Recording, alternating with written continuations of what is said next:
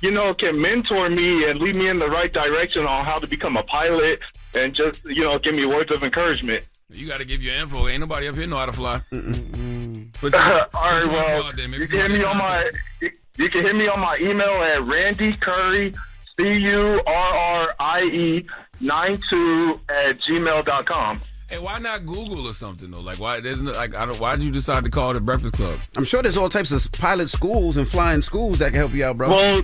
Well, yeah, there's schools and stuff, but I'm just looking for, a mentor, an African American that's already in the industry that can, just give me words of encouragement and keep me on the right path to, trying to fly. Well, spread your wings, my brother. You know what? There's a brother out of Atlanta that flies who's a black brother.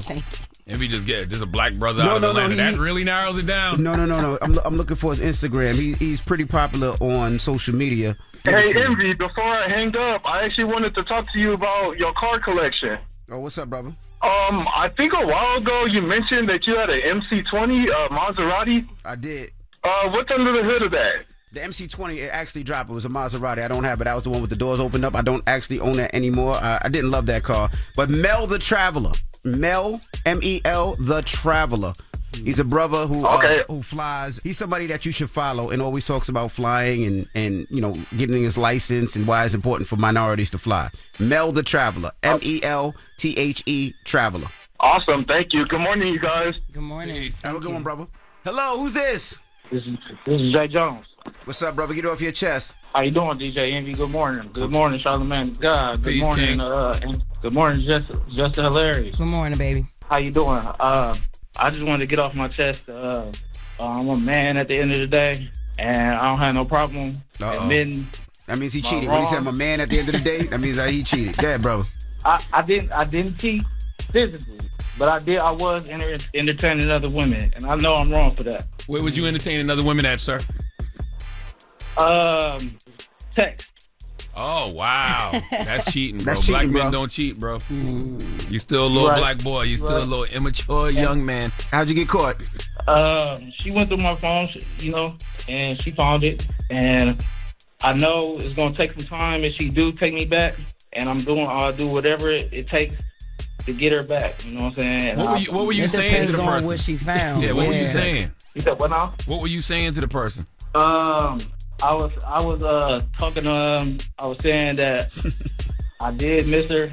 You know what I'm saying? She's my friend, but I didn't have no place saying that. It was an ex? I do. No, it wasn't an ex. It's just a friend that I used to deal with in the past. I haven't been with no other one. So it's your ex? No, it wasn't my ex. Y'all that was a friend that you was smashing. Y'all was smashing at one point. And so that makes her that makes her more than a friend, but she wasn't quite a girlfriend. Yeah, years ago though. And you had your girl around this girl saying that she was your friend, huh? I can't hear you. I'm sorry. You had her around this girl like y'all just always been friends, but y'all was smashing. No, hell no. I'm not that damn disrespectful. Okay, just a little bit disrespectful. Okay, I got you. I feel you. But I hope you learn from this. I'm definitely learned my lesson, and I'm growing from it, and I'm just trying to right my wrongs at the end of the day. How long ago did it happen? It happened Friday. Grow up fast, don't they? It just happened Friday. He growing from it. Hey, man, once you realize something so good is gone from you, man, you get lonely, man. Yeah, like you got a long way to go, brother. It just happened Friday. I do. I'm a work in progress, but I'm working. But you gotta start somewhere. You right. That's right. Good luck, brother. Yeah. If you think your wife, if you think your woman gonna start trusting you after 3 days, you bugging. Get it off your chest. 800-585-1051. If you need to vent, hit us up now. It's The Breakfast Club. Good morning. The Breakfast Club. Morning, everybody. It's DJ Envy, Jess Hilarious, Charlamagne the Guy. We are The Breakfast Club. Jess is out today.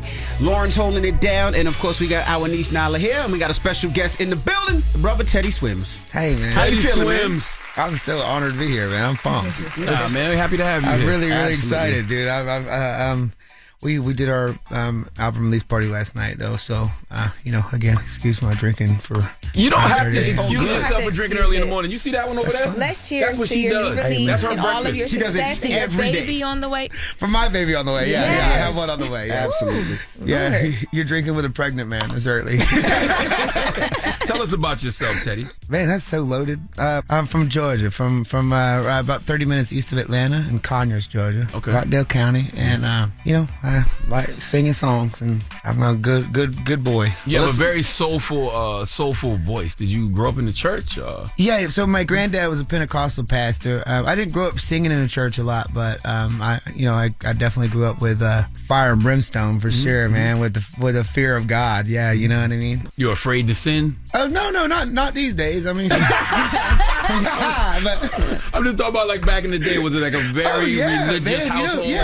Like girls don't get haircuts. Girls wear skirts, men wear jeans, like that kind of thing. It was real kind of tight. And I'm very fortunate. I guess I feel like I still subscribe to so many of the principles of even the beliefs aren't there. I do love that my granddad was. As I was growing up with my granddad, he was like, we wouldn't even go to restaurants that would have a bar in the restaurant, and not that he ever had a problem drinking, but it was just, he stood on his belief so much.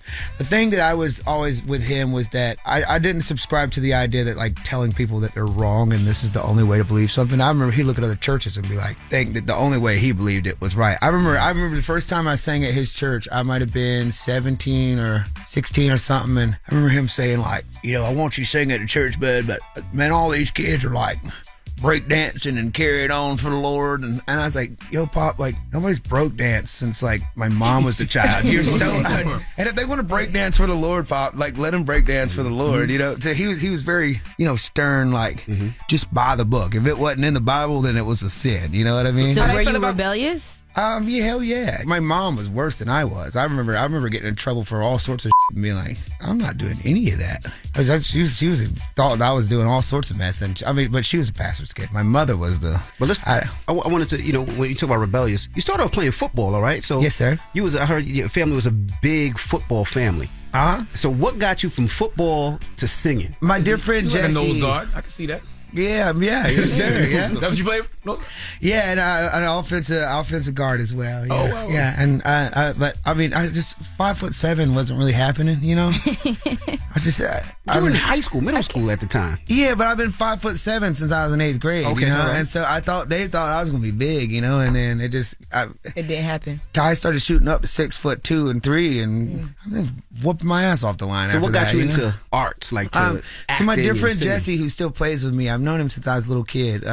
His dad was always in bands and stuff, so we started trying to experiment and play music and stuff. And his older sister was in musical theater and got us into musical theater, and I just kind of fell in love with singing, and I was hooked. The singing has changed my life. I wasn't good always, but I fell in love with it, and I remember telling my mom that I was gonna not do football anymore and I was gonna sing, and she was so hurt, like brought out all my memorabilia, like, I can't believe you do this to us when we play football, And I remember my first we did this show called Damn Yankees. I did like 2 lines in it, I think. And after I got done, I come off stage and she was like, I'm so sorry, baby. This is where you belong. Really? You're a star. After I did like 2 lines, but it was. What you mean by you weren't always good at it? Like, how do you sound amazing? So bad. We were so bad at it. You was in a group? Well, no, just me and my buddy Jesse. He still plays guitar, writes, and he plays guitar in my band still. And as we were learning and trying to build bands together and do it as kids, we just were really bad. We sucked. Like, we're just not good. You can still find actually on YouTube. I was a senior in high school. My first band, Heroic Bear, is still on YouTube. Our first little EP, and I was in like a metalcore band at the time. And so you could still hear me like screaming away and like singing. And if you want to hear it, guys, you know the routine. If you hear it, dude, you're gonna be like, okay, yeah, you got good. Yeah, did you get lessons, or did you practice, or how did you get so good? Well, I think I was so lucky. I mean, I was in theater, and I had a lot of good friends and that were singing. But I think the biggest thing was growing up in when the YouTube era was first kind of starting, And if I had questions or if I wanted to know how to sing, there was always a live version of singers singing, you know. So like I could watch like live videos of how are they moving their throat, how are they moving their jaws, how are they. That was crazy. And I could dissect it, you know. I could just sit there and watch YouTube videos and see people singing live, you know, like singing, Craig David singing, like, and Credit Recovery. I would pull up like a YouTube proxy and just have it behind the video and just like listen to Craig David. Just I'm walking away from troubles in my. I could listen to live videos and watch them play, you know, and sing. And it was like. Do you think you like saw somebody like Craig David and like mimicked him, and that's how you found your voice? Oh, totally. Yeah. Some of the best, man. Some of the best that ever did it. Marvin Gaye, watching Otis Redding, man. Listening to Al Green, you know. I just fell in love with the instrument, and I was like, I want to know how to access that. And then you started doing these covers, right? And you started covering songs, and then you did one cover that started shooting up crazy. So talk about that a little bit. Oh, I think Shania Twain, Still the One was that's the one that really kind of went crazy for us. You know, I love my mama, and my mama loved Shania Twain when I was coming up. I love Shania Twain too. That was a real life-changing one for us. Our first one we started out with was because June 25th of 2019 was the first time. I never even suspected doing covers, you know, online, and we had found like the stems of Rock With You online. Michael Jackson. Yeah, and so it was 10 years right after he passed. It was his 10-year anniversary, and so I was like, man, we should just do Rock With You by Michael Jackson just to pay homage to him, and for the, you know, and we uploaded it and it started doing well, and it was like, man, we should just keep this, I guess, this cover train kind of going. So we kept on for, you know, the next few months. And I think the beautiful thing about starting with Rock With You, it started getting, you know, like I said, the first day we woke up, we had like 10,000 views, and it was so life-changing for us. We're like, boys, we're getting hammered. This is sick. And it was such a weird thing because once it hit like this critical mass of like maybe 500,000 views, I think people were looking at it as seeing the way I look, and then seeing the Rock With You, you know, and saying Rock With You by Michael Jackson and me, and I'm looking like an absolute redneck and saying like, either this is hilarious or this is actually really good. And I think for our benefit, it was kind of both, you know, because just the fact that I was singing that song but doing it well was kind of funny and surprisingly good. Now, Teddy, why have you tried everything but therapy? Well, I've tried therapy now, sir. Okay. So, you know, even as we're getting ready to have a kid, me and my girls have been doing even couples therapy too, which has been so wonderful, and making sure we're coming in and having this child in the most healed, safest environment possible. But I think naming the album that was kind of to have that conversation and with myself, to get myself to go. I think there's just like been in generations past, and even still, there's this like connotation on therapy that we're not allowed to go to that, or we're not allowed to share our feelings or emotions, especially men. Yeah, you know, and I just it's been life-changing for me. And I did have even this in my brain that I was like, I'm not crazy, I don't need that. You know, I had this for so long that I was like, I know myself. I don't need nobody to tell me what's wrong with me. You know, and I feel like once I got it to it was so much different than I thought it would be too. And I feel like there was something beautiful about having that first album and not trying it, and being in a place of turmoil and heartbreak with somebody that made me feel like my feelings were invalid or not allowed to have, and having this part 2 coming out and being this thing of, I've tried therapy, I'm back in love, I'm having a child, I'm got some level of success in this, and you know, on the back of heartbreak, it does get better on the other side. You know. All right, we got more with Teddy Swims when we come back. Don't move. It's The Breakfast Club. Good morning. The Breakfast Club. Morning, everybody. We are The Breakfast Club. Teddy Swims is here. Charlamagne? Can we talk about some of this music on this new album? Sure, I'd love to. Not Your Man is a very vulnerable record. Thank you, sir. Have you ever really felt like you gave everything to a woman and it wasn't enough? Yeah, hell yeah, man. I think it was important to start this one out like that, because I wrote this forever ago. I was in a place with somebody where it's hard. I don't want to talk about her in a way that, because as I've grown and healed and moved on, I thank her for what we went through, you know, and I'm grateful for that time and space that we had together. And I was at a place, where I felt like I was given everything, and my feelings and I was not validated, or it was not enough, or I was crazy for feeling this way, or I was abusive situation. I don't want to say it. Emotionally abusive? Both, man. Physically, she was just not good. She was not a good person, and I want the best for her. But yeah, it was a very tough thing to try to heal somebody, try to make space for someone to heal, try to give somebody everything. You would think if you had a passion. I'll just make it like this: you had a passion in your life, and you had somebody in your life that says you can quit your job and just focus on your passion. I'll take care of the rest. You got it. And you don't do anything with your life, but you just eat Xanax all day and lay around and blame somebody for your shortcomings when you had the opportunity to follow your dream and somebody that would support you in your dreams. And you'd be like so surprised to see if somebody had the opportunity to follow their dreams and they had everything taken care of, how many people would be like, oh, if everything's taken care of, I'm not going to do anymore. And you can't put ambition and drive into somebody. You can't heal nobody. You can't save nobody. And I've started to go on that tangent, but from that situation, do you feel like you no longer enable? Because it's like, though you want to do something out of love to better somebody, sometimes it's to their own detriment. Yeah, I think it was an enabling at the end of the day. You know, I was doing something to help someone become, but I think at the end of the day, I was enabling somebody to do nothing. And if that was inside of them, I was enabling that. And I think it's a common pattern, you know, but yes, I'm trying to heal and learn to see somebody for who they are and not who I want them to be or think they should be. I can tell you got a big heart, but people will take advantage of it. Hell yeah. And I'm so grateful to be, I don't want to say I'm grateful to be taken advantage of. I'm grateful to be available. Everybody's going to use you, but don't let people misuse you. Amen. Yeah. I have a last question for you. I was reading this interview. You talked about, because your girlfriend's black, and you talked about like when you guys are in the South, you get like looks from people and like it bothers you because love should be love. But you're about to bring a baby into the world. You're so positive. She seems so amazing, but the world is not always like that. Like, how do you defeat that? Because you're really a really nice person. Like, it breaks my heart. I mean, you know, I hate how much she's go through. And so her dad's black and her mom's white. So she tells me about stuff all the time about, like, you know, how she felt not white enough or not black enough, and how much her like world in her life has been such a, I guess, like a juxtaposition in both sides. You know, feeling like she wasn't quite accepted by either side. You know, and so this is not a story. I won't tell you her story because she's better at saying it than I will. I'll never tell you her story, but I see how beautiful she is and how, I guess, how like elegant she navigates being who she is, you know. And she's the most incredible human being I've ever met, man. I got a good counselor for y'all to talk to. I would love that. Dr. Umar Johnson, like, oh my God! You don't want to talk to him. No. Come back this way. Focus over here. Don't. Nope. Speaking of black and white, no. The song with Money Long. Yes, sir. That title's a little on the nose, don't you think?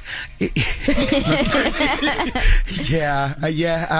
I think that the point of it was kind of to the core of love in itself is black and white. Like it's a black and white issue. Love is love, and not love is not love. And loving, whether it's a person of a different color, shape, size, sexuality, same sex, whatever it is, I think that the thing was trying to say that we, no matter what, we could come from different worlds. It's a true, I guess, Romeo and Juliet story, you know, kind of is the basis of it, is that, like, you know, we come from different places, we come from different cultures, we have different things, but when you're in love, man, love is love, and that should be enough. And that's really, there ain't nothing great about that, man. That's just love, you know. Love is love, baby, you know. I love that record, and it's a good stamp because, you know, Money Long recently went viral for saying she's not writing soulful songs for white artists. Did you see that? I did not. Oh, okay. I'm glad I got that one before she said exactly. When did she do that song? Was that did she do that a while ago? Or? Yeah, we did it. It's had to be a few months ago now.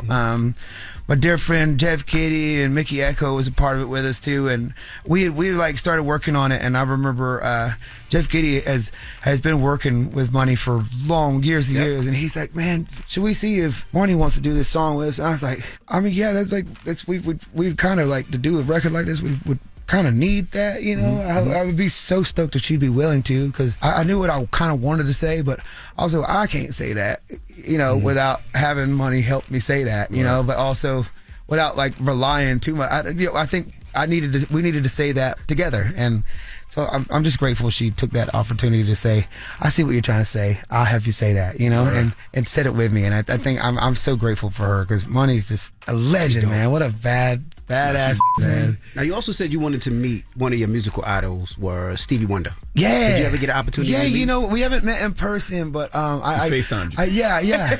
And I got a chance to do a record with him too. So I think he's gonna put out his next record. I hope so. I hope it's gonna come out. I'm really excited. It's a good record. It's called Politic Player. And wow. Which is such an honor to be on a Stevie Wonder record. But yeah, he did FaceTime. I'll tell you about it. It's so funny, man. He FaceTime. Did he hold the camera up himself? Yeah, and here's the thing. He is actually blind, y'all. This is true life. He was blind. I'm saying, people say it. There's a conspiracy that he's not, and he is. You seen him pick up the mic that fell? Look, I'm telling you, I was on the phone with I was FaceTiming this man, and he said, he had put the camera around, he said, this is my son over here, and then he said, I'm over here, Dad. He's pulled over here, and he said, and this is my niece. And then he had phone facing her, and for the next 10 minutes of the conversation, I look as far as you are. I looked at his niece, and not him at all. And he was holding the camera like he thought I was seeing him, and I did not have the heart to. He's blind. She was sitting there. Confirmation that Stevie Wonder is blind. She was sitting there, texting on her phone. I didn't have the heart to say, hey, I can't see you, bro. Well, you know, my dumb ass, the reason he called me, because I was in Tokyo, right? I was in Tokyo, and I had found my favorite album of all time, best album ever, Songs in the Key of Life. Mm-hmm. I found a CD of it. It was a Tokyo version of it, like the Japanese version of it. And my dumb ass texted him a picture of it. Oh my goodness. Like an idiot. Like he was gonna see it, right? Like I just texted him, guess what I found, bro? Guess what I found, bro? What did he say? He just FaceTimed me. So I was like, and my dumbass too was like, did you give him a text? He didn't see it, bro. I don't think so. So I just to put all those things to rest. That You he's to be not the person blind, to he shut down is the blind. rumors is crazy. Oh my All goodness. these years, black people been trying to figure this out, and you are the one that solved the problem. I just know I was looking at his niece for about 15 minutes. So well, there you have it. Teddy swims, y'all. We appreciate you for joining us. It's the Breakfast Club. Good morning. You're checking out the Breakfast Club. Morning, everybody. It's DJ NV, Jess Hilarious, Charlamagne the Guy. We are the Breakfast Club. And Jess is going to try to help Lauren LaRosa with her love life a little bit. Yeah. Now, you had some recommendations of some guys that she could possibly be dating. I did. I'm just going to run through them quickly again. 53-year-old gentleman, a millionaire. He loves to just shower you. He travels a lot. He wants more kids. He wants to remarry. Deep lover kind of guy, but he wants you to be a housewife. And I know you said you'd be outside, you know. But what would make you stay in? A millionaire man who ain't never really home anyway, you know? Oh, he never home with me? No, he travels to work. He travels a lot. He going and out I'm not here traveling with him? He's not a millionaire for nothing. But I can't travel with him? You can, but he wants you to be a housewife, and he's a bit controlling. Those were the disadvantages. Now you got this other 35-year-old man. He's an overseas athlete. He wants commitment. He's a Christian, God-fearing guy. Understands values. He goes out of his way to make sure that you know you're safe and you're loved by him. But he don't believe in marriage, and he don't want kids, and you want both of those things. So I can't travel with old head. You may be able to in the beginning, but if he wants you to be a housewife, he wants you at home. He wants somebody that's going to make his home a home. He wants to remarry you. He wants to keep you on tuck. Yeah, I'm just not a keep on tuck person. You can do your show from the house. Yeah, but like then what after that? Like I'm sitting at home like he knitting. said you ain't never got to ever come back in the studio. You can do this from home. He done work something out. He trying to get me home. No, I'm just saying. You ain't never got to work again. You ain't never got to work again. This is a powerful man. Like he done work something out with iHeart. Look, my wife need to be home. Like she need to work, be able to work from the house. And it's but I'm there by myself. It's no dinner party. There's nothing. That's tough. 35-year-old don't want kids or marriage, and is he like set on that, or can that been? We'll give you a chance to think about it because we got a lot of people on the phone line. Now I'm gonna step back. I'm gonna let Jess figure out who's good for you. Yeah, because you done told them I don't want somebody don't need to have a job. And they can be in jail. Yeah, like. Hello, who's this? This is Triana. Oh, hey, Triana. How you feeling this morning? I'm good. What are you calling for, man? I'm trying to shoot my shot at Lauren. Oh, you trying to shoot your shot at Lauren? Okay. Whoa. Yeah. Lauren said, "Come on, come on." All right. Now, are you a stud? What's up, Lauren? Hey, what's up? How are you? You like girls? No. I can change your mind. I can change your mind just one day. Whoa. Change your mind. What you do in that one day? I'm curious. I'm gonna take you on a date. I'm gonna give you a few drinks. Okay. We're gonna talk, and then we're gonna go to my house. Now, are you a stud? Sounds kind of like rape. Yeah. Kind of sounds like rape. It does sound like I ain't no stud. That sound like a stud. I'm a woman. I like boys and girls. I just got out of probably like a year ago. What's your Instagram? Let me see what you look like. Why does it even matter, Lauren? Because I'm curious. TRAPP. Hold on, let me make sure. Don't try to make it private. Don't try to delete photos. TRAPP. I'm not deleting nothing. This is a new Instagram, so TRAP. DOG. TRG. Like Trap God. Just spell it. What is it? I mean, not spell it. Just Trap say it. God. Oh, you be Trap trapping? God Triana with 2 A's at the end. So it's TRIANAA. Okay, so Trap God Triana. TRAPGOD Triana does not look anything like what I thought she would look What she like. look like? Triana is giving, hey, bestie. Okay. But she don't want you as a bestie. No, girl. I feel like if Lauren would do a woman, it would have to be a stud. No, she don't need no damn stud. Damn. But Triana, you hold on. I'm voting for you. Hold on, all right? I'm voting for you. Well, that's my vote. Triana is a Jess pretty got her own chocolate vote. That's girl. my vote. I know that's I'm right, not voting Triana. I'm The not body voting. is giving. I'm not voting any girl. I look at Triana and I'm like, yes, bestie. Like, Let's take go a trip. drink. Yeah. Let's go. Maybe that's what you need. Sit your ass down. Hello, who's this? Hello, this is Eric. Okay, Eric, what's up? All right, boy. Where you calling from, Eric? Houston, Texas. Houston, Texas. Okay, brother, go ahead, man. Shoot your shot at Lauren. Yeah, what's going on? How you doing? I've been hearing a lot about you. I don't know too much, but, you know, I'm at work right now, so you got to bear with her. Look at her face. I wouldn't expect you to get through. What do you do, sir? Yes. Oh, I'm a CDL driver. Ooh, okay. Do you have kids? Yes, I do. How old are you? I may not look much. I'm 52. When you look at me, you wouldn't even think that. A lot of people believe I'm in my 30s, but Ooh, so it you is was what it daddy. is. Yeah, I'm a daddy. Okay. Have you ever been married before? Right. I've been divorced just one time. It's kind of funny, that story, too. I've been with her for over like 20 years, and then when we got married, like a year later, she divorced me. It's crazy. It's another story, though. Okay. Have you ever dealt with a woman with different wigs? I've ever dealt with a woman with what? With different wigs, sir. Different wigs. Wigs? Yeah, wigs. Yeah, I ain't got to be teasing her about that, man. As long as it's, Thank you, babe. you know. Yeah, that's funny, man. That keeps me going. But, yeah, Charlamagne gives you a hard time with that. But, yeah, it doesn't. As long as it looks good, as long as it ain't looking like a rat on top of your head or something like that, it's all good. Okay. I like the different personalities. So far, he has a good job. He has a child. He's been divorced. So he knows how to treat a woman. Very calming voice and soothing. Yes, it's the last. Yeah. This is the last. Very close to my mom, too. You know, sometimes we bump heads, but that's my mom, though. But that's like my first girlfriend, so it is what it is.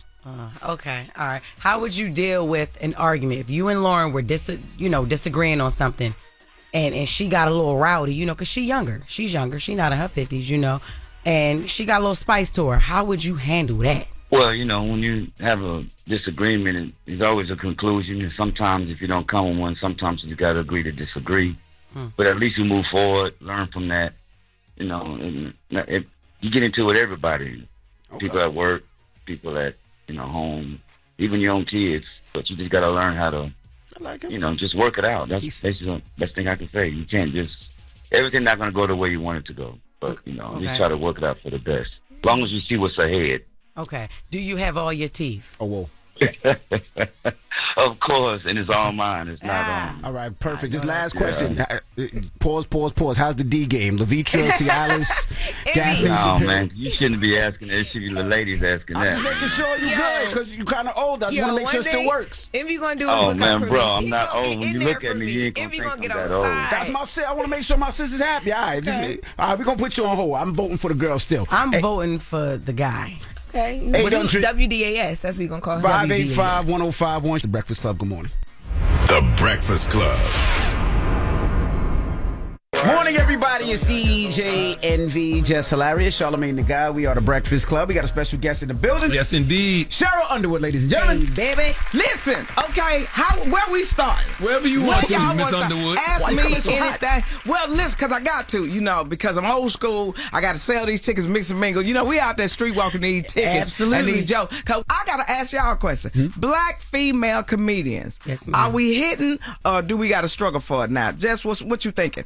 We ain't got to struggle for it. Well, then why we ain't got no radio shows that we do ourselves, sitcoms that we do ourselves, podcasts that we do ourselves, and movies that we do ourselves? Back in the old days, Simply Marvelous, everybody was doing Laura Hay, everybody. It seemed like now something has taken the place of what we used to get. It used to be we was the Marla Gill. We walk in, throw that joke up, hit Sherman Hemsley, and walk out. Now we don't even get that, right? I got a reason. I think because I saw you on Club Shay Shay talking talking about the radio Yes. portion.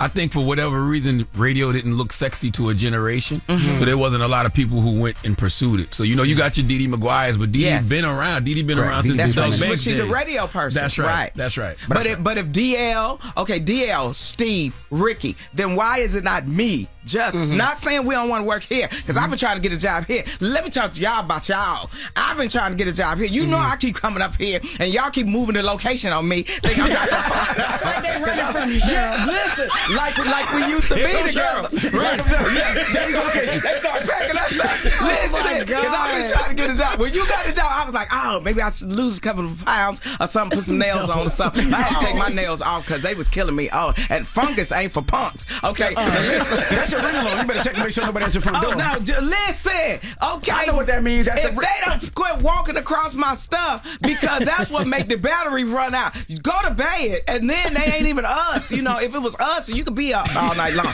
But when it's other races of people, take your ass to bed and stop messing my battery up. Okay, what was I talking about? You were talking about people doing radio. No, women not being in the position. I want to do radio. I call Doc all the time. Doc, look out for me. I'm not on CBS no more. We got to keep working. You do a podcast? I would do a podcast. What would I want to talk about? Well, I know what I want to talk about. What would you recommend? Because you be making that money too. Man, listen. I need to write a book. Matter of fact, I need to just do the Charlamagne the God success story. Yeah. Okay, so wait a minute now. Hold on. What are we gonna talk about? Because And then this is the thing. What? It is when you do a podcast, you gotta really think about what is it that people want to hear from Cheryl. What you think, You know Jess? what I'm saying? What you think when you that see real me? Like, as soon as you came in here, you looked at me and was like, "What's going on?" And Because I'm like, you I immediately all over the was like, place "Oh, with all the right, it was jump, that." I was with like, girl, it was a right. Yeah, and then y'all did the when I video. woke up. No, you Woke looking up late. fly to death. That's how you come to work in the morning. Thank you. You come to work Looking fly like I'm and from sexy, Compton. but ready to, if I need to, meet me in the Oh, break yeah, room. yeah. Listen, don't sleep on their money, right?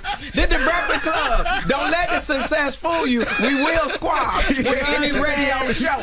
Come up here man. with the smoke. You gonna get smoked back. We the Breakfast man. Club. That's right. Because we gonna hit you in the morning. That is a good question you asked. Because when Jess first started her podcast, Carefully Reckless, she was talking about pop culture and stuff, and then it turned into you talking about yourself. Just Fix My And Mess. then Just Fix My Mess. Because what I went into it with thinking, I'm gonna talk about what I want to talk about, but no, a podcast, they don't really see you. We got a lot of people that shoot their podcast, but I was just doing audio. You know what I'm saying? Because I'm already visually everywhere else. So I'm like, no, I'm gonna just lead us to audio. But the mistake I made was like, all right, they want to hear what they hear online. Nah, we want to hear something different. We can go online if you want to hear what you talk about online. So That's right. Give us advice on stuff. Jess, your storytelling is amazing. All of your experiences, you always been an open book, Jess. So we going through the same things. How did you get through it? How can you help us get through it? That's when it changed from me being Jess With The Mess on my podcast to me Just Fix My Mess. Now, people call up. I can fix people's mess here every Thursday. They call up. They having situations at work. They having, turmoil in their relationships. That's right. Friendships, family, stuff like that. And since you fixing things, I need you to find me a man. And this is where we going. Okay, we go Lauren, to every Lauren Red needs the Lobster in same the history of mankind because it's a brother that run Red Lobster. Right. We had him up here, so I'm Yes. Really? Okay, so Yes. what's up with him? We got his contact, and he How old actually is is he now? single, I believe. He's young. He's young. He's in his 30s. I think he's in his 30s. I do that. Y'all saw me in Club Shay Shay go $35.95. What you trying to do? $35.95. You ain't never had sex with no 95. Listen to a 95-year-old man. I'm a young tenderoni to a 95-year-old man. To Rufus and Cheryl. Nathaniel, Leviticus, Malachi. I'm young to him. But to a 35-year-old man, I can teach him things. Plus, I need my privacy. I want somebody to live right next door or in another state. Just call me at night, check on me, see if I'm still alive. You don't want to live with nobody. No, I don't think that's a good idea in the beginning. I don't believe in shacking. I never believed in that. I'm not living no man because you don't know the day of the hour the master return. But and I don't like sex. Wait a minute, what that mean? You dated a you night think the man master just gonna return. die? You don't want to be with him? No, but you just don't know when Jesus is coming back. Oh, so now the judging Lord, you, shacking up. right? Okay. I'm living with a dude, and I think the Lord be looking down in my life. Be like, man, I was just about to give her all these blessings. You know what I'm saying? To give her all this money and everything. She ain't ready. But She's you still having all down the there sinning. premarital sex? No, that's when I get caught slipping. Now listen. Sometimes I get caught slipping. I get caught slipping. You know, fair exchange ain't no robbery. If you take me out to eat, I need to do something for it. You know what I'm saying? I need to arm out some ties or something. Yeah. You know, because a lot of women out, yeah, I did what I did. Shut up. You need to do something for this man. He done took you out, you done ate well and everything. He don't just like you and you up there, no. So you trick a little bit, Cheryl. No, I wouldn't say I trick a little bit. I just say fair exchange ain't no robbery. You know what I'm saying? I'm going to talk to you and I'm going to tell you what I can do, what I can't do. I'm going to tell you, if you want something that I don't know how to do, I'll call Jess. Jess, you want to jump in this? Because do I want to like, be tagged in and then? Yeah, tag in because the things I can't do. I'm over here making sandwiches. You know, I'm engaged, so I can't. I would have done that. Listen, okay, but then how did you get engaged? See, I need to do your joint so you can tell me how did you get engaged? Absolutely. Because I tell her, Jess. How did you get engaged? She got a Mexican. He needed paper. Listen, wow. Is it? Yes, he is Mexican and black, but he's black first. Okay, but you said Mexican first, so you know what that means. She said Mexican first. You say she?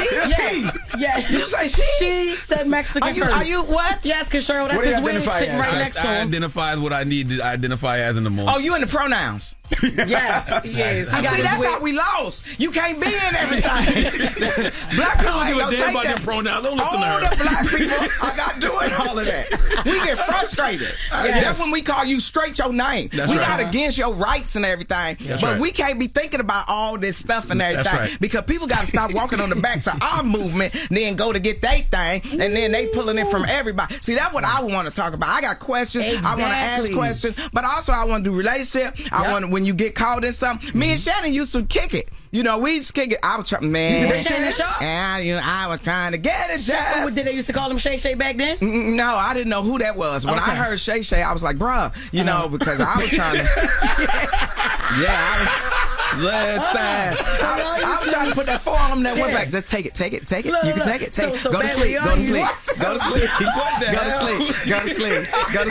back when y'all used to talk, okay, so when you saw that live or whatever, right? That took you running down. up in all kind of sports: baseball, soccer, Olympics, football, hockey. I was running up in all kind of sports because I'm the different girl. I'm the girl that a dude get with and go, you know, I never thought I would like. Shut it up. Period. Take it. Go to sleep. Go to sleep. So you got the Mexicans and black. Mexican black together. Because I mess with that too. Gateway to legal immigration right through here. I mess with all of that. Colombian, Cuban, Mexican, El Salvadorian. You know, El Salvadorian is really black. You know, because they be trying to say who ain't coming, and now he done picked up everybody. But you voted, you singing, you voted, but you didn't think he was gonna flip the script on you. Anybody hustle hard like Donald Trump was hustling hard and did what he did, but we knew it. So I would want to talk about everything. Yo, Cheryl went everywhere. You talk about everything. Cheryl went to podcast, Shay, Jess's relationship, relationship, That's right. And I love the Lord. All right, we have more with Sheryl Underwood when we come back. It's the Breakfast Club. Good morning. Morning, everybody. It's DJ NV, Jess Hilarious, Charlamagne the Guy. We are the Breakfast Club. We're still kicking it with Sheryl Underwood. Charlamagne? Hey, you look good too, Cheryl. You lost what? About 110. I was like 250. I was waddling, baby. I didn't know that. I was waddling. Well, you didn't notice when she was 250? But we had a table. We had a table, and you know I was coming out last, and I was waddling to the table, right? You know what I'm saying? I was cross between Biggie and Tracy Morgan, right? No, for real. Wait a minute. Was I here? Was y'all the show that I said I look like Lil Yachty? And everybody, yes. Lil Yachty. No, see, I thought it, but I never said it. So I think I said it. I thought I said it. I said because I saw the pictures. I ain't never seen it till just no, because remember Lil Yachty did this thing in the video. Yes. And I said, oh, and then there's a picture, and somebody put them side by side, and I took it, I claim it. If you got a good line on me, I'll take that line. But if it ain't a good line, you might get tapped. You know, you might get tapped. These little sharp knuckles, and now that I lost 110 pounds. I got a good black doctor too, Dr. Zuri Morel. You got to check him out. So you had surgery to lose the weight? No. I was going to have it because that is what was recommended. And then when I went to I did the psychological test because you got to go through a lot of testing before you get to surgery. And then I went to get I was getting my colonoscopy, so I said, well, you might as well do the endoscopy because the equipment goes down your throat. Like, okay. Like, never mind. I'm about to go on a whole nother tangent. But when I went to do that, my colorectal doctor, Dr. Zuri Morrell, brother over at Cedar-Sinai, Morehouse man, said, why are you doing this? And so he started to read my record and he said, try this first. So then he put me on Saxenda first, and then I went to Wegovy, and everything changed. And we monitor all of my vitals and my blood work and everything. And that's what you got to do. But this can be done. The other thing that can be done, we need to be buying up property that people don't want. And changing neighborhoods and putting healthy stuff next to stuff we love. And then we need to put small clinics in every neighborhood. You don't have to go to the hospital far away just to come down and get your blood pressure checked. You need to be able to walk. In the old days, we used to walk places. We need to bring that back. We who have money, access, and power need to use that money, access, and power, because now they'll give us something, somebody else will start using it, and then they'll take it away. That's right. You ain't hurting me. But why did the talk get canceled? You want my personal opinion? I don't know, because that's above my pay grade. I'm asking Sheryl. Right, you want my opinion? Yes. Well, I think we had the Dream Team 5. The Dream Team 5 was Julie Chen Moonves, Aisha Tyler, Sharon Osbourne, and Sarah Gilbert created the show, brought us to CBS, and then Here I Come. That's the Dream Team 5. Eve came just as good. So to me, once you get away from your Dream Team combination, do people really care? And are we really talking about something? You don't have to argue politics. I think The View does an amazing job with what they do, right? But we can't be that. Some people don't want to pick a side, right? Sometimes you don't want to argue all the time. But also, I think we got to understand it is no longer visionary in entertainment. It is now corporation in entertainment. If you are not cost efficient, you will not stay on. And if you're not generating revenue, you will not stay on. And I think once we lost the components that made us great, then we had to understand that it ain't your season no more. And beyond the gates, I believe it was something that I was told from other sources. Christophe St. John, when he was alive, he was trying to put this together years ago. It's been in development for years. It's their time. It's their opportunity. People should support it. People should watch it and keep it on the air, because at the end of the day, we all need the jobs. Now, would I like to do another talk show? Absolutely. Yeah. Absolutely. I found that I have the skill and I like doing it. But I'd like to do something a little bit different where I can talk about everything with everybody. Yeah. And I just got a couple of questions, So what you joked earlier, you joked right on by Sharon Osbourne, and I clocked it, but I'm gonna bring it on back. Real talk. That's why I told you when I walked in what I say. What's up with you? Did you ask me anything? Didn't I tell you? You asked me anything. Because you can ask me anything, it's how I answer. Okay. Okay, wait a minute. Where y'all at now? Like, how is y'all relationship now? How is it? Listen, I wasn't mad. I'll tell y'all, because anybody ask me, I'll tell y'all, and I trust y'all. Yeah. Remember we're when talking to millions of people. It ain't just us. Yeah, that's us in here. I just want you to know. This family. It's millions of people. Come get the Mix and Mingle tour tickets. Hit me up on Instagram. I need to sell out everything. Tacoma, Washington, got to sell that out. Tacoma Comedy Club, Tommy T's in California, Looney Bin in Arkansas, Baltimore Comedy Factory in Maryland. I'll be in Detroit at least 3 times. I need to sell everything to finance everything. But back to your question. Yes. So remember, they was Pierce and Sherm. They was talking about Meghan Markle. Yes. And I pulled them to the side when he came on the show. I said, you cannot mess with her. Why? Her mama and them is Windsor Hills. She fell in love with a dude, and now she living in Windsor Palace. You can't talk about her. Yeah. We have to ride on you. Don't do this, right? You can state your point, but you ain't riding on her like that. Well, he was riding. Then there was a cosign. The cosign caught Black Twitter, Black social media, undefeated to this day, right? So they was dragging. And a lot of people don't like that heat, right? When I got in trouble, I had to go to the Black community. I'm sorry, I was wrong. But then I found out I got caught up in something that I think God was telling me. Something bigger is coming. You better prepare yourself for what's coming. So on that day and that time period, being dragged, then you want to come back in and say, I got something I want to say. Well, there was discussion about we gonna ask you some questions back. When people go right, cool, ask me anything, and then when it get heated, and then you wanna jump funky on somebody. Well, this day, I believe that God said, did I not tell you, servant, that something is coming? Sit down. Why? Because if I had come out of a bag on her, if I had been the Sheryl Underwood from the past, that you know me, who the you talking? My last name is what? I would have been a reflection on you. So just don't get the opportunity because black females don't know how to control themselves. But sometimes you got to check them. Yeah. But you got to know how and when to check somebody. And on that day, the blessing from God was for me to sit there. And when somebody say, what we going to do, Sheryl? Because remember, I was moderating, which is the leadership position. I liked being the anchor, right? Julie Chen Moonves was the moderator. I like being the anchor, right? She tee it up for me. I take it down and we go to break. I slam dunk it and we go to break. If I ain't got nothing, if I give her the signal, I ain't got nothing. That's a relationship. Yeah. But if somebody's jumping on you, sometime you got to let them flame out. I love her. I love every woman and man that I've worked with. But when something like that happened, I think the blessing from God was, look how Sheryl has matured. Look what Sheryl did not do on CBS when a black man is running it. We've got to understand we represent each other. Yeah, I could have lit her up. And for that moment, everybody would have been happy until they're not. So I think I did what I should have done, which was sit there and let you keep talking, let you keep talking. Now, was I hurt? Come on, Jess, you know me. Who the f you talking to? I want to go to break. I did. Who you talking to? But then I was like, shut it up, Sheryl. Shut it up. Go home, make a vodka tonic, ask God to take this heat off your back. But then she apologized, but then she went on Stage Still Show and said she regretted apologizing and actually said, F you. Yeah, absolutely. And see, to me, I would say this. Everybody wants to know my feeling.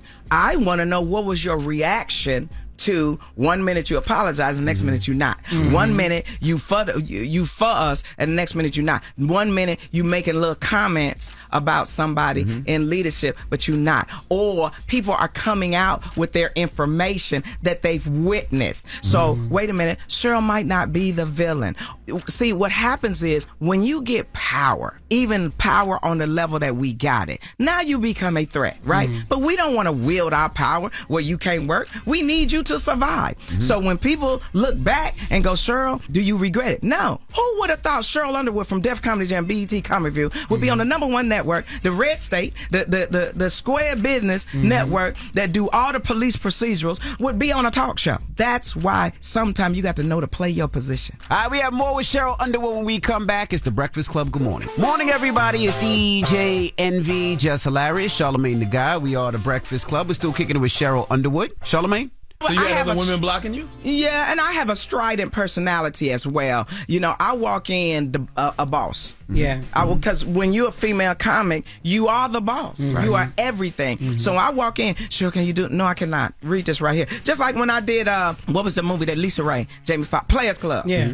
Okay, so they called me because in my past, I was doing a little sexual interpretive dance on the side. You was a stripper, Sheryl? No, the part that Adele took. You know, I'm too short to be diving. That wouldn't have been a good movie at all. Y'all would have walked out on the bootleg. What was your stripper name, Sheryl? What was your stripper name? I didn't have no stripper name. This is what it was. You know, I'm from Chicago, right? Yeah. You know Sheryl stripping. Right. Right. There it is.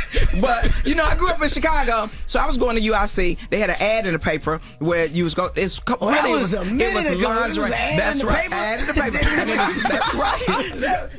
Damn. And it was lingerie modeling. Okay. It was lingerie modeling, and it was where you come out with the lingerie. It was in a tavern, Family Den. It was in a tavern on Stony Island, and you come out with the lingerie on. Yeah, but I know it's old. Yeah, for real. It's a tavern in there, right? And I'm not a great heel walker, so I came out and everything. I got it on. But damn, you got everything against you. Everything was against me. Everything. Was in the and God let you know what you. That's right. With the gun smoke. Listen, Festus, James Arness. Listen to me. You better come on. Rifleman, Chuck Connor. Right. Before Roots when we start hating him.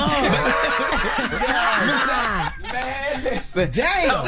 So I'm in the thing trying to get the money, right? Because I'm trying to go to college, right? So I come out, but God let you know what you ain't supposed to do, right? So I come out, and I know I'm not good at this. But them other girls, they doing it. They stripping because they buy the lingerie, and then you're supposed to strip it off, right? Yeah. But I'm not good. I'm garbage at this, right? Yeah. So I start telling jokes and acting crazy and falling out. Stage? No, you have to walk around the tavern In the and the tavern. dude to buy it. The dude to buy it. So them hood dudes, you know, hood dudes like, you crazy, you crazy. You need to go home. You need to go home. You know, that's right. Damn. So they start paying me for that. And that's how they were like, listen, you funny and you smart. And then that's when I started having affinity for the street dude.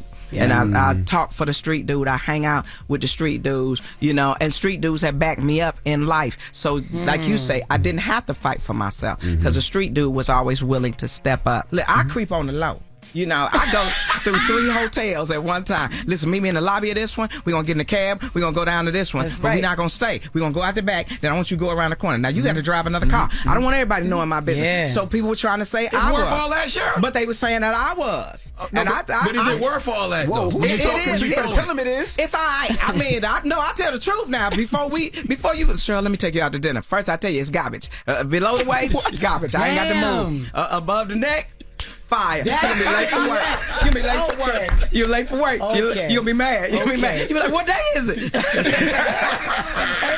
and my kidney is gone? And my tooth, my wisdom, you took my wisdom tooth out? I put you down. I put you down. I make you call me. And I don't need a full face of makeup. I know when I did a good job, when they don't care whether I got a wig or makeup on it, I just need to see you. I bet you do.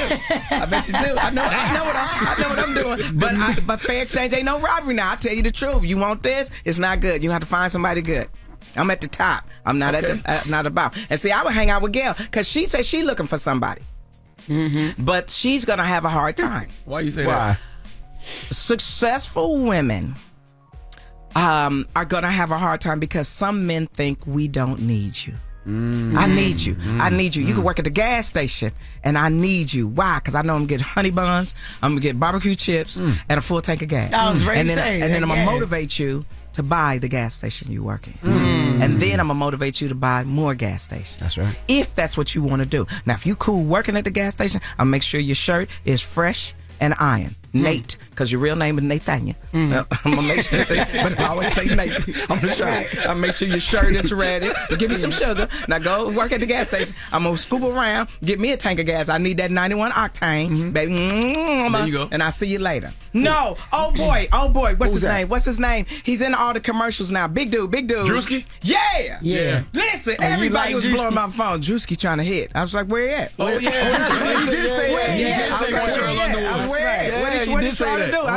Because he always looking for love. That's what. Come on, what you trying to do? He mentioned it up here. Yeah, He said he wanted to holler. He said, what's up with Sheryl Underwood? So everybody was calling me going, Juicy said he want to hit. I said, bet. Well, call him. Tell him what's up. You ain't DM him? I'm in this city. No, I don't know how to do all that. Man, so who the hell be DMing me from your page all the damn time? Oh, that be me. Wait a minute. But then On you looked Instagram. at. Wait a minute. Let me tell you what happened. Remember I said, is this still you? Yes. I'm secret tell. Is this still you?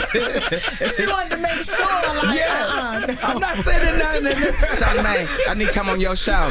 Listen, damn Charlamagne. You can tell Cheryl, she acts like you got a different number or something. She asked you, is this still you? This still work? Like you sold your page? Yes. I'm gonna connect you and Drewski. Okay, but listen, no, y'all need to. What y'all need to do? We need to meet up somewhere. Y'all need to film it. See, it's not just documented and everything. Now I need to get that kiss goodnight because I like the kiss. I don't really like to do nothing now. You know me and Flav.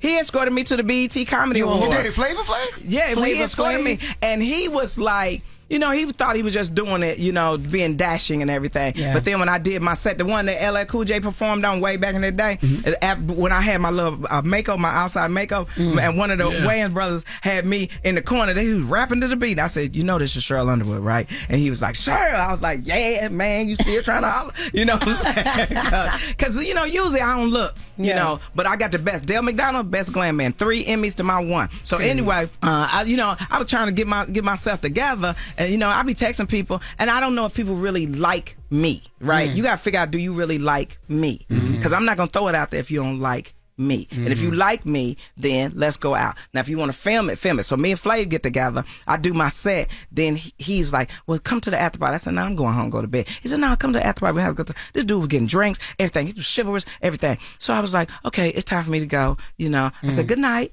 And he was like, good night. And so he moved in for the movie. And I said, all right. You buying them drinks. Bought a lot of drinks. And I'm still standing. Okay. And we kissed goodnight. And I was like, well, damn. We said favorite trade exchange. What you say? Fair exchange ain't a robbery. Fair exchange ain't a robbery. It ain't no robbery. You trying to holler at me? But he was dashing. For me, you get me on dashing, handsome, a man. Right? I like a baby DeBarge, but people think, why would you mess with Flav? Right? He was dashing, he was handsome, and I felt it was an appropriate goodnight kiss.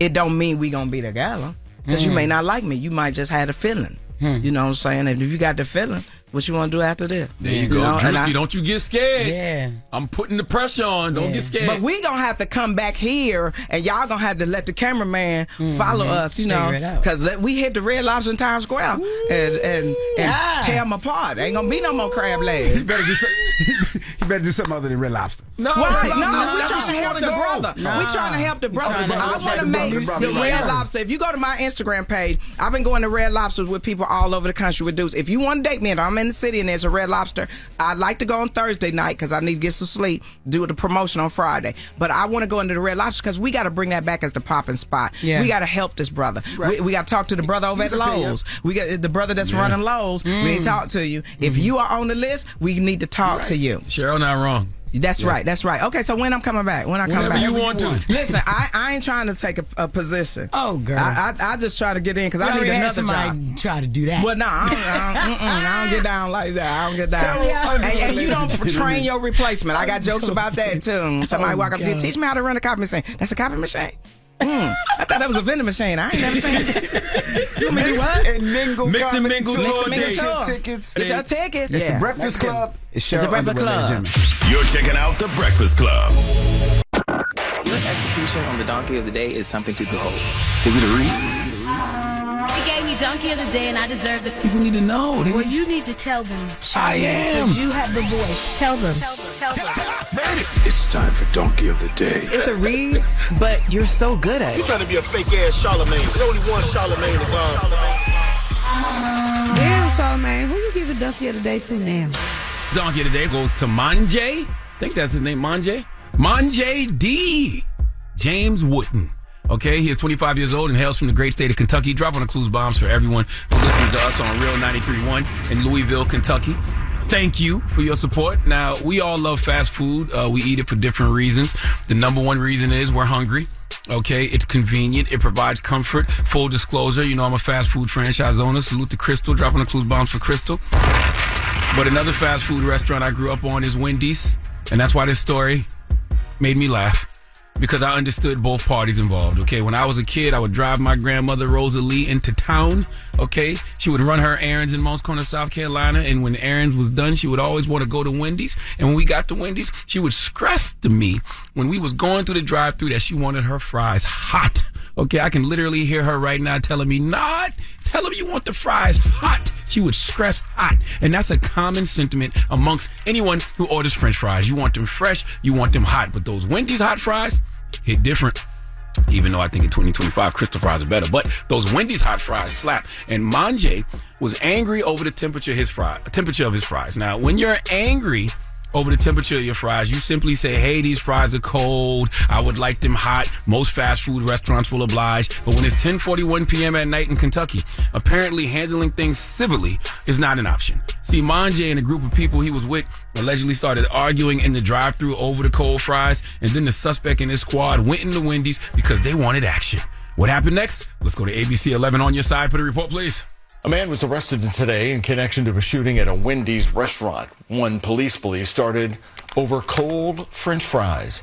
LMPD says Manja James Wooten turned himself in for the January 6th shooting. According to his arrest citation, he was with two other people in that Wendy's drive-thru on Dixie Highway. James Wooten and the other suspects allegedly got into a fight with the worker over cold French fries. Louisville police released these photos from the scene. Three suspects got out of the drive-thru and then came inside the restaurant where James Wooten allegedly fired at the Wendy's worker. She was hit and and taken to the hospital where she is expected to survive. James Wooten is right now being held on a bond of $50,000. Round of applause for that Wendy's employee. Okay? In the immortal words of Raekwon the Chef, you got guns, we got guns too. Okay? And in the words of the almighty Bohagen, F that, you buck, we buck back. See, Manje, you learned a valuable lesson. And that lesson is simply never judge a book by its cover. You thought homie was sweet because, they weren't in there thugging. Okay? You thought that you was going to go in that Wendy's and bully that person because they worked at Wendy's. You saw them black pants, that red shirt, that black apron with the Wendy's logo on it, and you thought this was going to be a breeze. And then that Wendy's employee showed you that the beef really is fresh, never frozen. Okay, you went for hot fries and ended up getting hot fire. Now, this is why I be telling folks go to therapy, though, okay? You have to go do the work on yourself because this is simply not proper conflict resolution, okay? If your fries are not hot, there is absolutely zero reason to argue with the fast food employee, and you damn sure don't need to go into Wendy's and lick a shot. Okay, what is the point? How many times do I have to get on this radio and tell folks before they react? Do some jail math in your head, all right? Simple calculations. Can I afford to do what it is I'm about to do? Because the cost can sometimes be too high. You might lose your life. You might lose your freedom. And who wants to die or go to jail forever over that new mushroom bacon cheeseburger at Wendy's? Okay, Manje is being held right now with a bail set at $50,000, and he's being charged with assault. I'm sure it's going to end up being assault with a deadly weapon. That's 20 years. Okay, in Kentucky, sir. 20 years in prison because you wanted your fries hot and didn't know how to properly communicate that to a Wendy's employee. Now, you about to go to prison. Let me tell you something. You about to go to prison.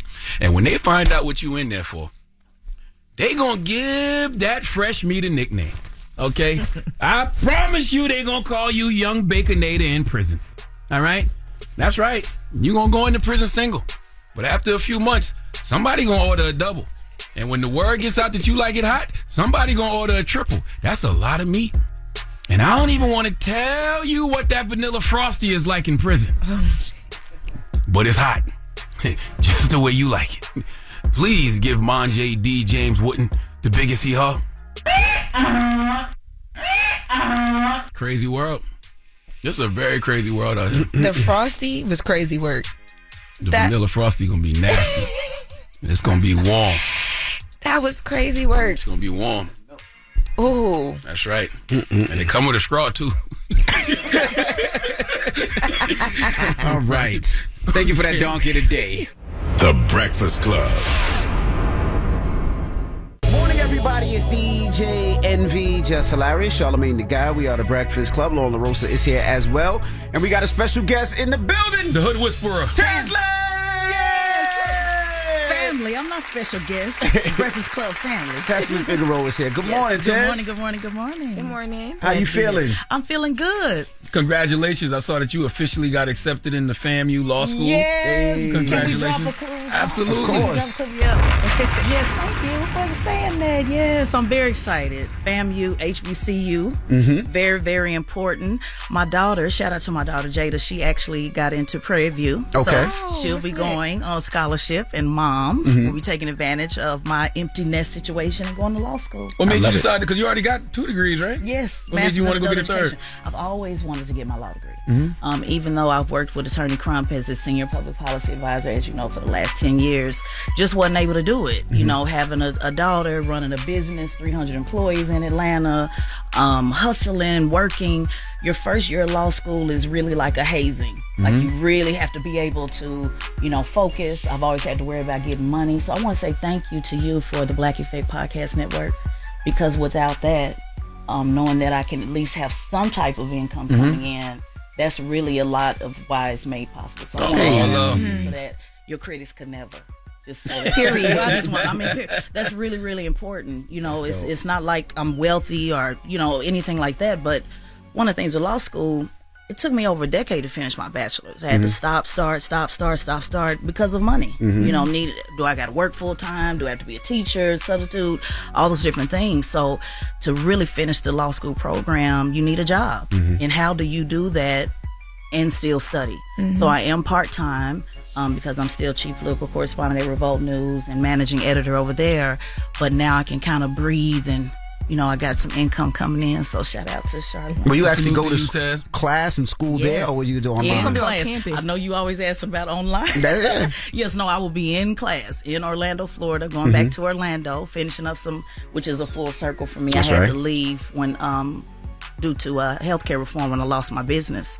So no, it's actually Monday through Thursday, and then I'll be going to Atlanta to record on Friday. Political science, law degree. So when you finish all of that, you're just going to apply it to what you're already doing? Do you have a new area you want to venture into? No, I will still always be in civil rights, no doubt about that, but criminal defense. It's very, very important to me. My main thing that I advocate for is the criminalization of black men in particular and black folks. And we need more criminal defense lawyers. What Attorney Crump does is important. We need more civil rights attorneys. But I think I can be a beast at that defense table. I think so too. Well, we got a lot to talk about, a lot to discuss. Of Where course. do you want to go? I see you got your laptop out. I got my laptop. What's your notes and your What's points? your notes? Well, no, I came to talk to you guys about Push the Line. I've talked to you about it many, many times. My training program, Politics Until Something Happens. It's a nonpartisan political training. We did it in 2022. You remember, had 300 people that came from all over the country. I was overwhelmed to see how many people came in. They sat with me for 12 hours in the rain, waiting in the rain at 7 a.m. And so people have asked, Tezlyn, bring the program online. And so I finally got it online. It's a 5-course program. I'm the trainer. I say Masters in Education not to stunt because, I'm the hood whisperer, but it's important that you know that because I actually built the curriculum.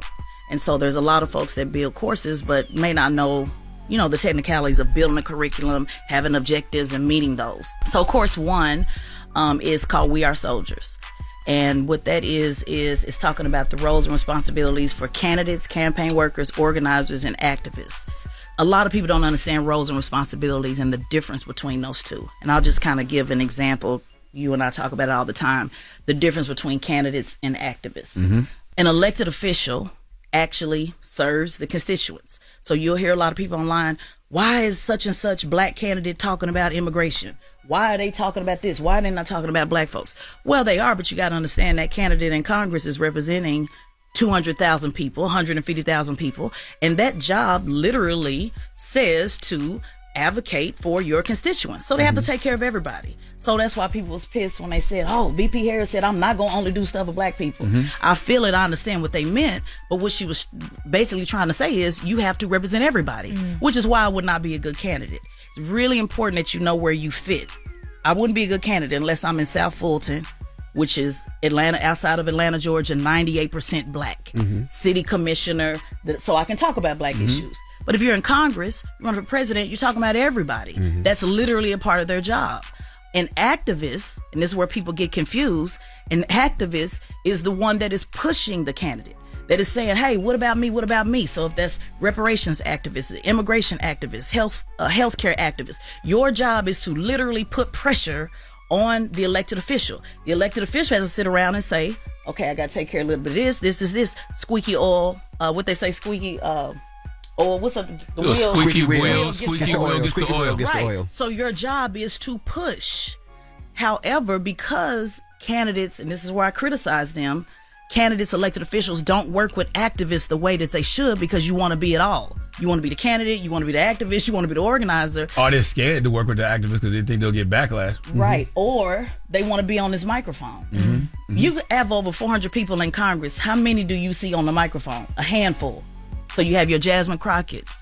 You have Nancy Mace. Yeah. So you have, but technically they're the elected official.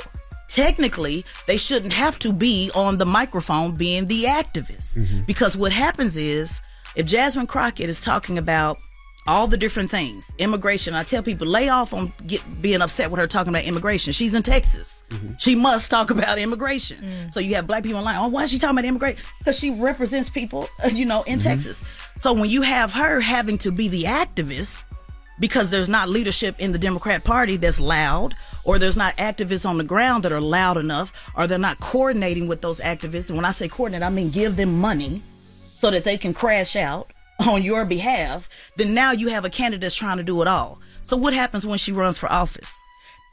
When I looked at her Ballotpedia, I think it was 100-something thousand that voted in a general election.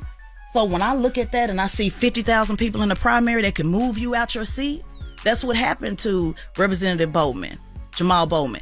When you are being the activist and he's talking about Gaza, and damn near half of your district is Orthodox Jews, they actually have the power to put you in and put you out.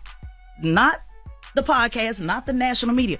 So when you're not coordinating with your activists, say, hey, go run this play, run this offense, and let me do this and you do that, that's how you see a lot of the issues. And you set up false expectations for the elected official.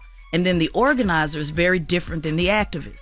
A lot of people think that's the same. It's not the same. Organizing is actually getting people in the room like we did at the town hall a couple of weeks ago. I had in Atlanta, 150 people standing outside in the rain. That's organizing. Screaming and yelling is one thing, but getting 100,000 people to go to the polls to say we are voting no commitment, that is actually organizing, which is why Tamika always says I'm an organizer first. So when you understand these roles and responsibilities, now you can know your role, which is push the line. My logo has a person pushing the P, the U, the S, the H. Everybody like at this table has a role. If you know your role, and then we know how to work together, now we can move forward on an agenda. All right, we got more with Tezlyn Figaro when we come back. Don't move. It's the Breakfast Club. Good morning. Everybody, it's DJ Envy, Jess Hilarious, Charlamagne the Guy. We are the Breakfast Club. Lauren LaRosa is here as well. We're still kicking it with Tezlyn Figaro. Lauren. With politics today, though, like when I look at like Trump, I feel like he doesn't stay within any lines of any of the things that you just said.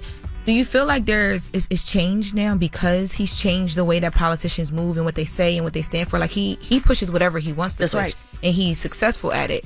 So how do you kind of counter what he's doing and kind of make it where the people that you're raising up on either side are just as strong voice-wise as what we see him do? Yeah, it's not about really countering it. See, one of the modules that I have is called "It's Not About We, It's About Me." If you are already strategizing to be against somebody and not doing your role, like you always say, just stay consistent. Don't compete with anybody. Do your role. Push the line is not about trying to focus on Trump or focus on what Republican parties are doing, because Trump never focused on you. He never focused on the Democrat Party. So when people set that up to say, I know it felt good when they say, oh, Barack Obama, he's everybody's president. Actually, you're really the president of the people that vote you in. Yeah. I know people don't want to hear that, but it's really catering to who votes you, who puts you in. That's just like my household. I'm catering to my man. I'm not catering to what your man say or what somebody else man say. So Trump has done, and they hate it when I say this, because they say he didn't do a good job. He's a liar. No, I'm not saying I like it. I'm telling you how it is. Yeah. It's a difference between how it is and how you want it to be. He is only talking to his base, even though he knows good and damn well he cannot dismantle the Department of Education. Because Congress is going to have to do it. He don't give a damn about that. He's signing an executive order saying, let's dismantle it. We beg for those things. You remember, Charlamagne, like, why don't y'all just do an executive order for the George Floyd Justice and Policing Act? But everybody's so smart in the Democrat Party. That's not how it works. You got to go through Congress. You got to go. People want to know you at least fighting. You at least in the ring. You willing to sock somebody in the eye. You willing to fight for my love. You know what they say? Every night I got to fight for my love. I think it's a combination of both, though, because Donald Trump did, he did call them the woke left, and he did say that the Democrats are the enemy from within, but he didn't just run a campaign of Democrats are bad, Democrats are bad, Democrats are bad. He actually said, these are the things I want to do for my constituents as well. I think Democrats just run a whole Trump is bad campaign, but they don't ever tell the constituents exactly what it is they want to do for them. Right, and they also don't teach constituents how to do it. They're terrible with training, which is why I started this training program. Also, Trump is an organizer and an activist and a candidate and a marketer and an entertainer. He makes everything a spectacle. He makes everything a big deal. He always knows how to play to the camera. All of the things that the Democrats feel they lack. They're too good to do. Yeah. And so I'm just going to tell you like straight up, oh no, don't do that. That's not president. He doesn't give a damn. And so he's been campaigning for the last 8 years. That's right. Campaigning now. Yeah, he's campaigning now. We say that he's literally campaigning. When you have a rally every month, or every other month, that's actually organizing, getting people in the room. And they pop out crazy. So he's been doing it the whole time. It's hard to catch up with that. It's hard to catch up when you've been talking. It's not a matter of how many people you have. Conservatives are the minority of this country. So it's not about who's the biggest. It's about who's the strongest. That's why I like to use LA gangbanging for those who grew up in the 90s. Bloods were always the smallest. but they also were the most powerful. How did Inglewood survive with Crips all around it? Why? Because they knew how to push a line, which, by the way, that's what Bloods say, push the line. Crips say, press the line. So when you're able to take a small group, organize, consistent, message. Conservatives have the best, and again, don't come for me in the comments. Well, I don't give a damn y'all come for me in the comments or not. They have the digital discipline that you do not have on the left. You do not have that on the left. Conservatives listen to podcasts, where they listen to AM talk radio. We talked about this before, all the way into work, an hour commute, messaging. Right. They go in their job, they listen to a podcast. 70% of podcast listeners are white, which is why what we're doing that black effect is so important. So then they at work, messaging, bad, enemy. Then they go home and they watch Fox News. Then they get in the comments. I try to teach people how to be the comment caucus. I talk about that too.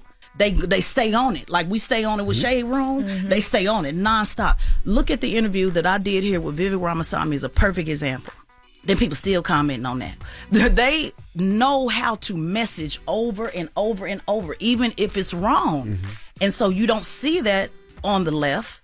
And so I don't give a damn if it's left or right. I want to see it more in our communities. Know how to message. Same way y'all follow gossip, same way y'all followed it. If we have that same type of organizing, which, by the way, is course 2 called Ambition of a Rider. It's talking about community coalition building, how to be the comment caucus, how to make sure you click and like, how to get the engagement. You have to be very strategic in this. And if you're not, we don't get anywhere. So I agree with that. I agree with that. I also think that that's why when you see somebody scoring points, you just got to keep feeding them the ball. Yeah. Republicans did that with Trump. Once they saw that Trump is the guy that the media gravitates towards and this is who people are listening to, that's the guy. And I think Democrats don't do enough of that. If it's AOC, give her the ball. If it's Jasmine Crockett, give her the ball. If it's Bernie Sanders, give him the ball. Those are the people that folks are gravitating towards right now. They just had a rally in LA, I think, with like 20-something thousand. And 30-something thousand people. That's what I'm saying. Yeah. Like, if that's the people folks are gravitating towards, that's who needs to be getting the ball right now. My criticism, well, not criticism, my pushback with that, with Bernie Sanders is, because working on this campaign 2015, they did great getting people to the rallies, but you couldn't get them to the polls. So it's great to stand up there and say, hey, y'all, this is but if you're not giving people the tools, which again, this is why this training is so important. If you're just saying, get involved in your community, a lot of people literally don't know how. They literally need a step-by-step guide. Democrats should be running a play.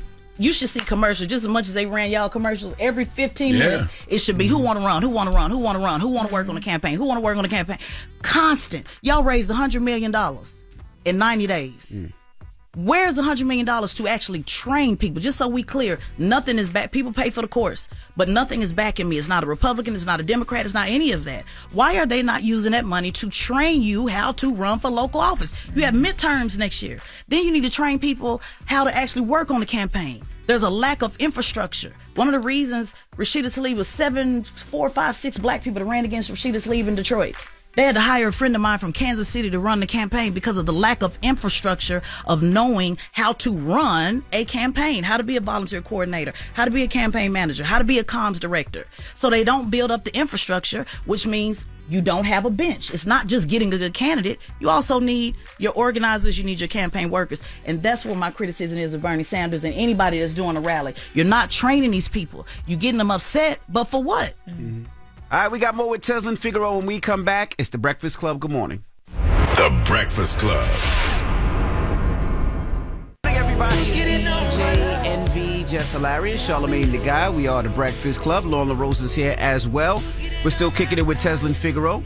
I was going to ask you, a lot of times Democrats get butthurt a lot when you ask them, when you push back on a lot of the things that they say.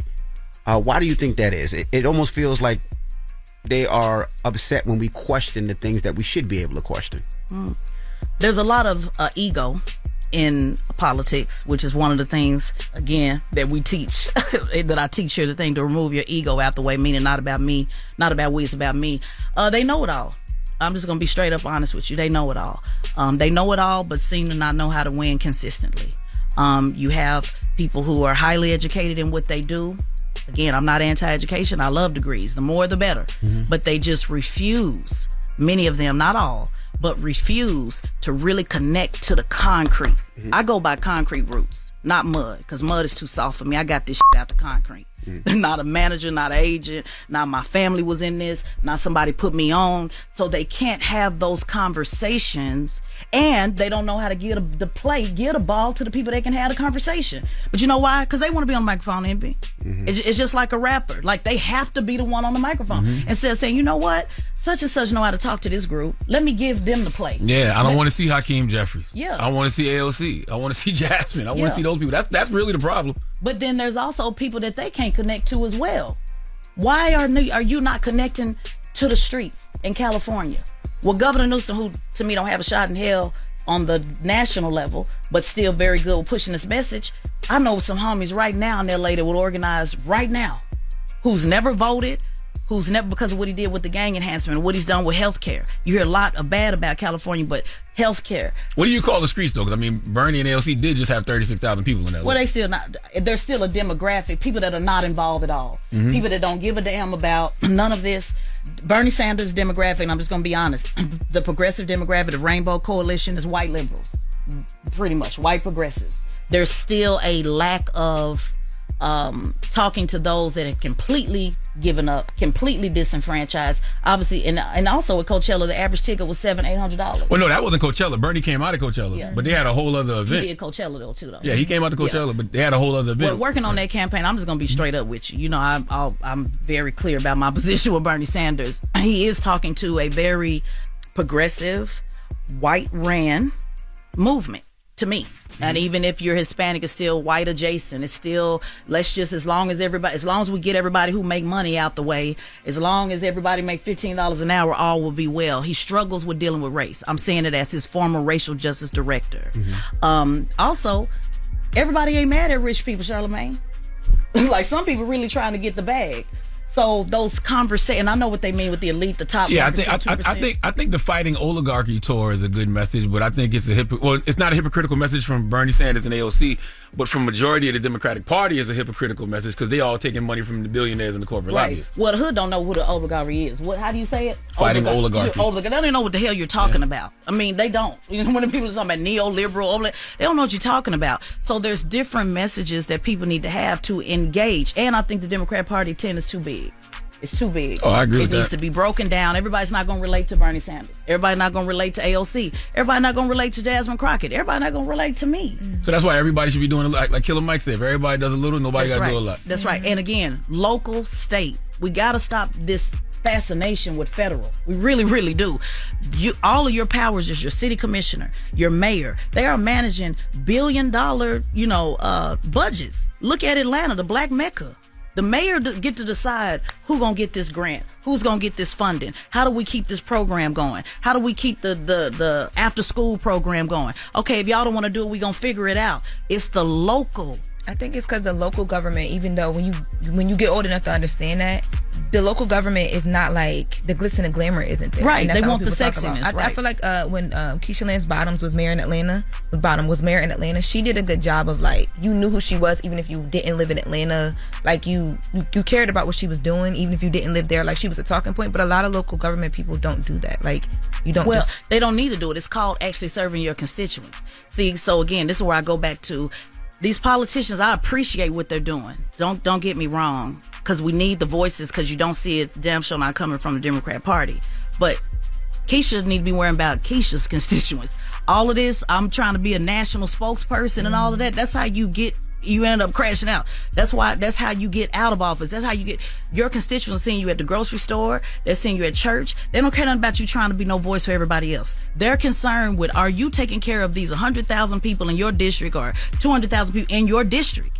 It's not about, you can't get Keisha in. And you can't get her out. You have zero power. So she can get on these podcast mics if they want to. But at the end of the day, they don't vote for you. So either you want to be an elected official or do you want to be a podcaster? I agree, but I think sometimes it's not your fault. Like in Keisha's case, I don't think it was her fault. No, she just happened to be a black woman who was the mayor of Atlanta, so like all the rappers were And talking the about her. pandemic was happening. What was the slogan? Atlanta got a man named Keisha. Like it was a thing. Yeah, like, it I'm not wasn't blaming fault. her. Yeah, I'm definitely not blaming her. I'm using that name for any local I just pointed politician. to her because she's the only person. I just think about it like locally in Delaware, like you would know because, like you said, you see them, you hear them, but outside of whether it's Delaware, Philly, wherever, you don't just know of these people. And I think a lot of it is because even if they're not at the microphones, I don't know, it's just local level is not glamorized. Right. And sometimes it's scandal, like Marion Barry. Like you didn't, you know. But guess what? They could never get them out. I encourage people to go watch the 9 Lives of Marion Barry. Scandal or not, they could not get them out. Yeah. You know why they couldn't get them out? My dad was in rehab, Marion Barry. Because he was doing the work. Yeah, he was doing the work. When you do the work, like shout out to Eric Mays, my friend, rest in peace. Shout out to Eric. Y'all seen Eric Mays, how he be cussing at people. When you're doing the work, people will know about you, but you could not get Eric Mays out of office for nothing because he took care of his district. This is a district conversation. Even Congress is still a district. It's still a local conversation. So when you get out on these microphones and because I've seen it happen real time, and you're trying to please all of these different constituents that can't vote for you because I want to say what they want me to say. I want to say what they want me to say. Okay, the people that's actually voting for you are the ones that make the decision. So you don't hear about it, Lauren, because they're doing their job. Right. But those candidates should also stop trying to be seen all the time, which I think is important. I'm not dissing because they don't have a choice. The Jasmines and all that don't have a choice because ain't nobody else stepping up. So this is not on her. I'm saying that I wish they would work more with activists and fund those activists, because they're crashing out. Literally, they can't get jobs. They can't go transition anywhere. Fund those activists to run that play for you so that you can actually be in office to vote. Cori Bush, Jamal Bowman, they're no longer in Congress. They can't vote for nothing. Because when they were pushing those issues, which is important, but the district said otherwise. Right. So you got the money to say, yeah, push. But your district said, no, we're going to do something different. So now you don't even have an ally that can actually vote, to make a difference. And so that's what I mean. Well, Tez, we appreciate you joining us. Tezlyn Figaro. And how can they get information on the course? TezlynFigaro.com. TezlynFigaro. As soon as you go to the website, the course pops up. You got a Southwest flight to catch? I got Y'all gonna stop talking about Southwest. Shout out to Southwest. What time the flight leave? Yeah, it leaves at 3:00. Shout out to Southwest. You see we got new plugs? No, I ain't never been on there to see that. Yesterday. I posted it yesterday. Oh, I did see that in your story. Yeah, okay. I thought that was AI. I thought that was AI. Shout out to Southwest. And shout out to one of your biggest followers, Lovey. I'm sure Lovey's excited. Oh my God, yes, he is so supportive. Oh, he'll love that you shouted about. He's so supportive. He really, really is. And subscribe to the Straight Shot No Chaser podcast. There you go. On the Black and congratulations, Lauren. Thank you on your podcast, and congratulations on everything you guys are doing. They call me Judy Winslow because I left and I never said goodbye. Oh, to the people in the audience that supported me. Because it wasn't a goodbye. It was telling, but they was used to seeing me. It wasn't a goodbye. But I do want to say that. Shout out to everybody that supported me on Front Page News. We're still family. We're still here. Wasn't no drama. People waiting on tea. Wasn't no drama. Wasn't no anything. I'm doing great things. But I love you guys, and I just wanted to say, give everybody a proper goodbye. There you go. Right. It's Tezlyn Figaro. It's The Breakfast Club. Good morning. You're checking out The Breakfast Club. Morning, everybody. It's DJ NV, Jess Hilarious, Charlamagne the Guy. We are The Breakfast Club. Now, you got a positive note? I do, but I want to tell people, first of all, man, make sure you go get your tickets for the 3rd annual Black Effect Podcast Festival happening Saturday, April 26th at Pullman Yards in Atlanta, Georgia. Yes, it is year 3 of an unforgettable day of live podcasts, inspiring conversations, and cultural celebration. Podcast culture celebration. Okay, it's hosted by Mandy and Weezy of Decisions. We got the Trap Nerds podcast there for the gamers. Good Moms, Bad Choices is going to be there. Carrie Champion's going to be there with her Naked Sports podcast. Tank and Jay Valentine will be there doing the R&B Money podcast live. And Sarah Jakes Roberts will be there doing the Woman Evolve podcast live. So go get your tickets right now at blackeffect.com/podcast festival. Okay, Saturday, April 26th, 3rd annual Black Effect Podcast Festival, Atlanta. Can't wait to see you there. And the positive note is simply this: stop reacting to everything. Okay, becoming less reactive is a huge part of growth and a huge part of decreasing your stress. Okay, if you let everything get you worked up, you're damaging your mind, body, and spirit. So stop reacting to everything. Have a blessed day. Breakfast Club, bitches! Y'all finished or y'all done?